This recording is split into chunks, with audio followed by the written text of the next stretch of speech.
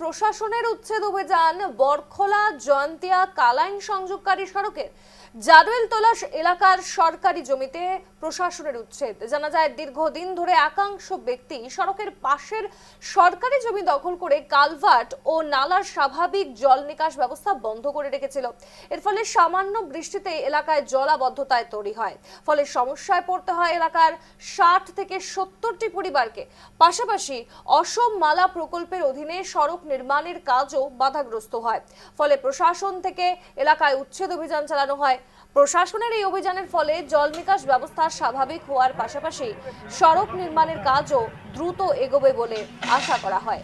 যে ছবি আপনাদের দেখাচ্ছি বরখলার ছবি, জয়ন্তিয়া কালাইন সড়কে যেখানে উচ্ছেদ অভিযান চালানো হচ্ছে এবং বুলডোজার চালানো হয় জেলা প্রশাসনের তরফে, কারণ দীর্ঘদিন ধরে এই রাস্তা আটকে কিন্তু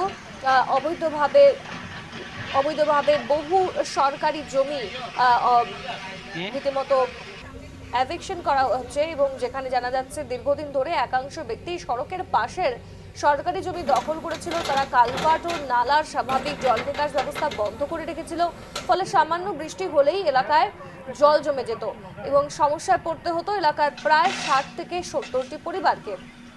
একই সঙ্গে অসম মালা প্রকল্পের অধীনে সড়ক নির্মাণের কাজেও কিন্তু বাধা পড়তো, ফলে প্রশাসন থেকে এলাকায় উচ্ছেদ অভিযান চালানো হয়েছে।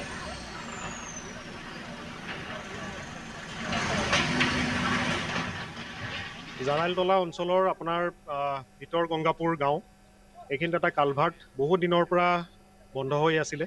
ফলত ৰাস্তাৰ এফালে প্ৰায় 60-70 ঘৰ মানুহ পানীৰ পৰা তেওঁলোকে মানে সুবিধা পাইছিলে। যেতিয়াই বেছিকৈ বৰষুণ দিয়ে তেওঁলোকৰ ঘৰত পানী সোমায়। তেওঁলোকে এখন মিলিতভাৱে এখন পেটিশ্যন দিছিলে।